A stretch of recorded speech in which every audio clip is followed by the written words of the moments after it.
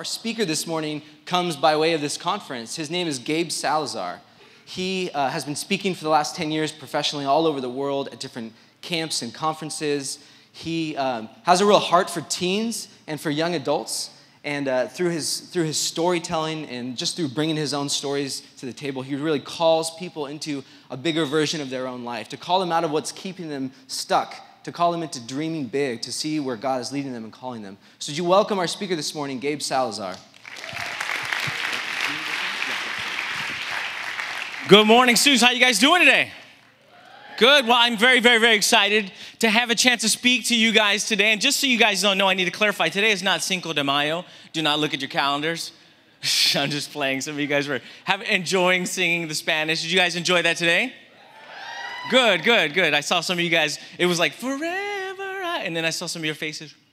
What word is this? But my name is Gabe Salazar. I have to correct, I actually been speaking for over 15 years now and spoken to over 2 million students all over America and abroad. And I want to talk to you guys today about how I became a missionary to schools all across America. So I went to Southwestern AG University over in Waxahachie, and I didn't attend here, unfortunately. I didn't know that the weather was this good. And so I'm originally from San Antonio, Texas, born and raised there, and raised actually in Houston also. Maybe I'll share a little bit about my story. Let's see how much I can fit in. My wife, my beautiful wife, is with me today. My wife, Nancy, she rarely gets to be with me, but when I'm in a place here locally, it's nice to be able to have a chance to be with my wife. Isn't that nice? But I want to talk to you guys today, something that always comes to mind with me when I'm in schools, because you think about it, I go to schools and I start in the negative. So when you go to churches and you speak, you're always kind of in the positive. Have you guys ever heard like a bad sermon and people are all like, but praise the Lord, the altar call was wonderful. Wasn't it powerful? And like the sermon was like, what in the world was you talking about? So everybody's always like starting in the positive in the churches. Think about me going to schools where I get kids cussing at me. I get kids throwing things at me. Not anymore, but I did, in Chicago. And I've had some of the craziest experiences. I mean, when I go to schools, I want students to understand that they have a calling, that there is a purpose in their life. Now, I'm called a motivational speaker. I kind of don't like the term. I'm a missionary. I am spirit-filled. I am God-based. I have a calling to work with teenagers, and that's the platform that God has chosen for me to be in. So it's really interesting. I did a big tour here in Santa Ana 2 weeks ago and been in Garden Grove all over LA. And when I go to schools, I talk a lot about purpose. I want kids to understand their purpose. Me, I was born to a teen mom. I was abandoned by my father as a kid. Me and my mom lived homeless in a station wagon for almost 2 years. That's all we had. That's all we owned. We had moved to an apartment complex, get evicted, get booted, and life was really hard for me. And I wrote a book recently. It's coming out in January, partnered with Jesse out of Dallas.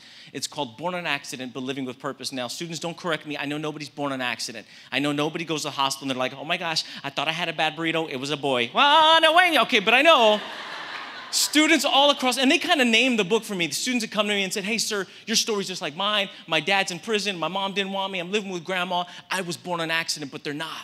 Because the book of Jeremiah says, before you were born, I created you, and I ordained you, and I have a plan. And I want students to understand that their dreams are big, that their futures are promising, that their goals and the aspirations that they want to accomplish are incredibly huge. Why? Because we serve a big God. And God didn't design us just on accident to be aimlessly running through life. God has a direct purpose for you. And it's amazing, when I finish schools, like I go to school and they're like, yeah, we have speakers come all the time. And so as soon as you're finished speaking, if you want to say hi to a couple of kids, that's great. I'm like, listen, get your counselors ready. Get your tissues ready. Get your sábanas to throw on the kids that are going to fall out, I mean, get ready, because it's not the same. And I don't have like a wonderful worship team like this when I go to schools. It's very just simple, just like this. I'm talking to you about education, how I found education in my life, and how I found a mentor, and how I found faith as a platform in my life. And I'm just talking about goal setting. I talk to kids about dreaming big. I tell kids, have you ever had a dream that seemed so real that you thought it was? That's the way you need to dream about your life. Have you ever had a dream you were being chased by a pit bull? Maybe it's a chihuahua because you're crazy in Orange County. But have you ever had a dream you're falling in a bottomless pit? You wake up halfway off the bed, your sheets are all jacked up. Have you ever had a dream you're swimming? You wake up and need to change your underwear? I'm just kidding, but, and there's always a kid standing up, me, shut up. But I want students to understand that's the way we need to dream about our lives. The Bible says without a vision, the people perish. And so it's amazing the things that I'll go and share in schools all across America. Kids will come up to me and say, hey, you're Christian, right? And I'd be like, how did you know? Because I could just tell something about the way you spoke. And then, can you pray for me? And I'll start to pray with kids. And we'll have a line of kids. I mean, literally, there's kids that will say, I will not go back to school. I will not go back to I will not go back to class. Go back to school, yes. I will not go back to class until I talk to you and I have some resolve and there's something going on. I've had kids tell me I was molested, never told anybody. I've had kids come and tell me that they were just recently diagnosed with brain cancer. And I've had kids told me just some incredible things. I was at a school in Brackenridge High School in San Antonio, Texas, and I was speaking to all the graduating seniors. I run to the back of the room. I've got to take off to another school. And I was taking off to with the guy who was kind of my driver, and we're going to another school. And so I'm heading to the parking lot. This girl chases me down. She's like, wait, sir, wait. She's grabbing my shirt, and I swear to God, she looked like Latina Snooki. She was like short, tight clothes, big old hair, a lot of makeup, but she was crying. Mascara. I mean, boogers. I mean, my first thought, Dr. Reyes, was like, girl, you got Ebola, back it up. I said, what is the matter with you? What's going on? She says, sir, I don't know what you're doing here today because today was the day, sir. She tells me her name. She says, sir, I'm a teen mom. And since I've had my baby, my life has been hell. My dad used to call me his daddy's girl, but now he won't even touch me or my baby boy. Me and my mom argue every single day. From the moment I walk into my house to the moment me and my son lock ourselves in a room and we wait until it's time to go to school the next day. And I hate my life. I hate the life that I've created for me and my son. And today was the day, sir. She leans down, opens up her backpack, pulls out this cool diary with drawing graffiti all over it. She was an artist. And she rips out a page, shoves it in my chest, and she says, I want you to read this, sir. And I read a horrible story of like an apology to the world where it said, sorry, mom, sorry, dad, sorry, friends. And it lists people, and then it says this in description.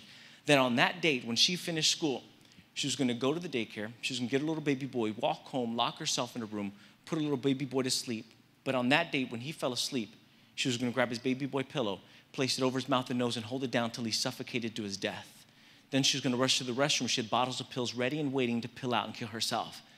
The moment I read this, I feel like some of you do right now. I said, no, baby, we need to talk to a nurse or a counselor, somebody. She pushes me back. She says, no, sir, that's the past.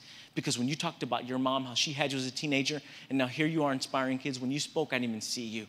Because in my mind, I saw my son doing great things with his life too, and I don't want to live my life for me anymore. I want to live it for him, sir. She's hugging me. She's crying so hard, I start crying. Don't tell nobody, please, I was crying. And I didn't hear from that girl for many months until one day I get a message from her on my social media. Students are stalkers, right, Dr. Campbell? They'll find you. They can't find homework, they'll find you. And she said, she's like, no, I'm laughing for my friends there. But she says, Mr. Salazar, do you remember me? Today's the day I walk the stage and graduate. Thank you for inspiring me. And she finds me, sends me a picture. She's in her purple graduation gown. True story, her little boy standing at her side, big smile. The moment I saw that picture, I began to cry because I have the same picture of me and my mom when she graduated from the same school at the same age at Brackenridge High School in San Antonio, Texas. That was the night that I began to write the title of my book called I Was Born on Accident, but I'm Living with Purpose.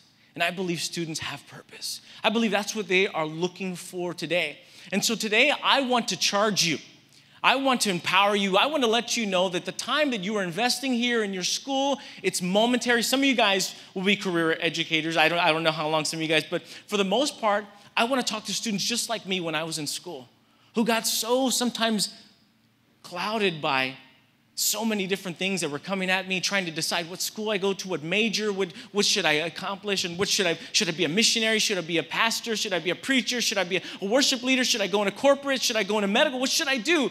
For individuals who are so gifted, that's so hard, that have so many options, God's telling you just choose something.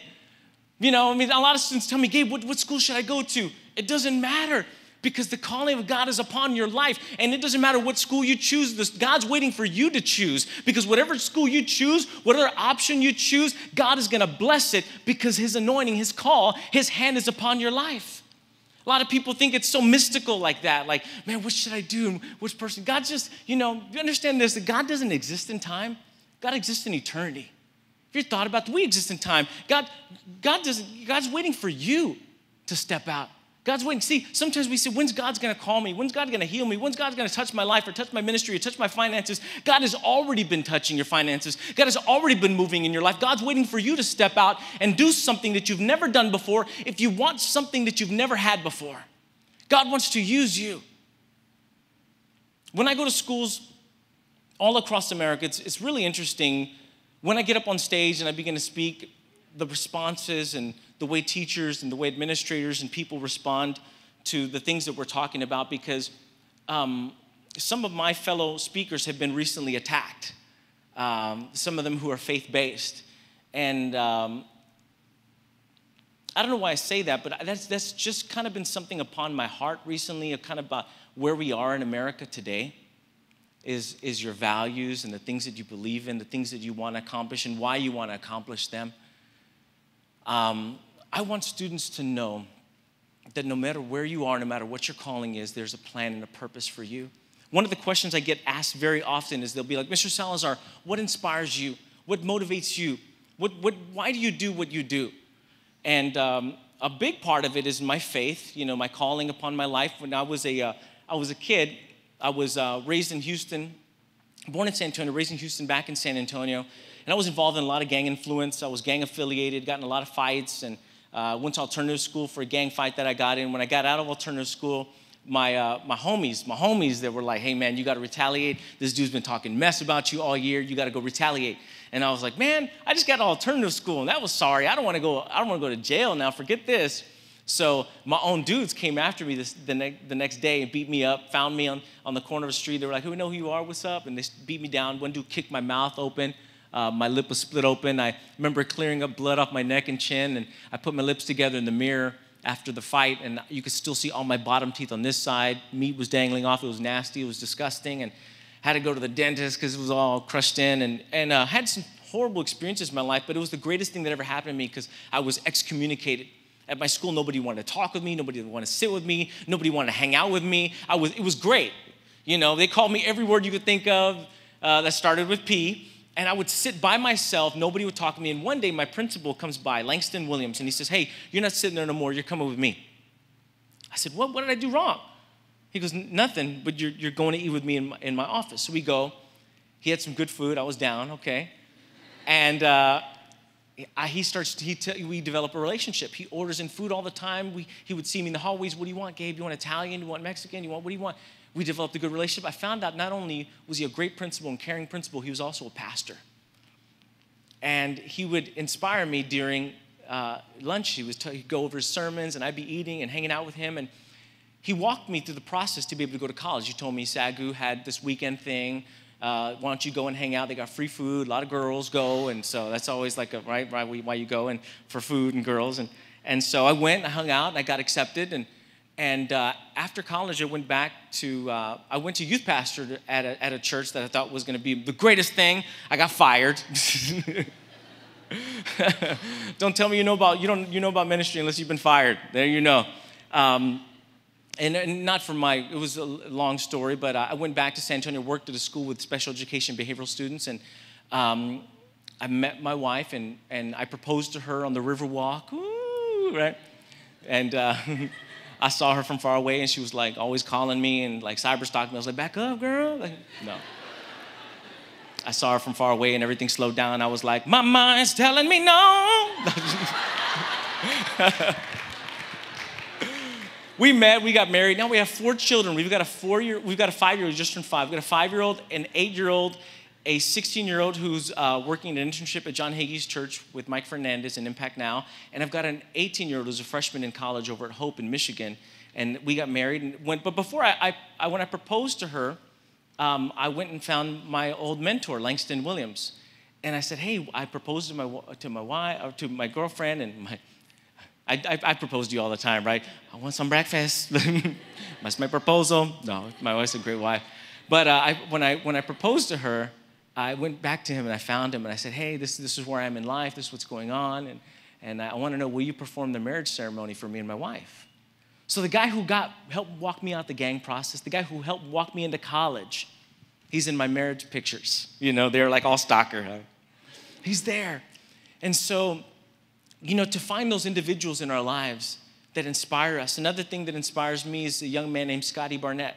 Scotty Barnett was incapacitated in a wheelchair. And Scotty Barnett, all he could move is his wrist and his neck. And one day, as he's wheelchairing out the hallway, he accidentally goes over a guy's backpack and shoe. Scotty whips, Scotty's like there saying sorry, and this guy whips around, get in his face, and tells Scotty, who's in a wheelchair, incapacitated, tells him, watch where you're going, you stupid, and drops the R word right in front of him. I dealt with the young man for what he said in the hallway, and I found Scotty later on that day. I said, Scotty, I saw what happened. I apologize. Listen, from now on, why don't you beat all the traffic. You can grab a neighbor from the class, you can beat all the traffic, and you can go to the class before the bell rings. Cool, cool. And he was smart not only because he was good at math and drawing, but he would also pick like the cutest girl in class. He'd be like, I want Sarah. And this girl would get his wheelchair and push him, you know? And he'd be like, you dirty dog, you dirty birdie. Scotty, who people put down, who limited him. People called them names, is graduating this year with an engineering degree at Texas A&M University. He's an inspiration. Another inspiration is my little sister named Gabby. I don't have any full brothers and sisters, but they're nobody really knows that. That's my family. That's my sister. I have a sister named Gabby who was born with Fragile X syndrome. Her feet were born faced out. Her eyes were severely crossed, had to have surgery. Her legs were broken 5 times in order to straighten them out. And if you saw her today, you would think, oh, look, there's a little 13-year-old girl. She's actually 32 years old. And my sister has a lot of disabilities, but I've never counted her out. Because even though she has those disabilities, she's one of the greatest moms. She can't drive, and there's a lot of things that she can't do because of her disabilities, but she's a great mom. She's a great person. She's a great spirit. Life is hard for her, but she never gives up. And the danger is when I travel and I meet individuals who want to give up, who say it's too hard or it's too much of a struggle. Don't give up. God's plans are just within grasp, and I believe in you. At Vanguard University, you'll join a Christ-centered community pursuing a spirit-empowered life. For more information, please visit vanguard.edu.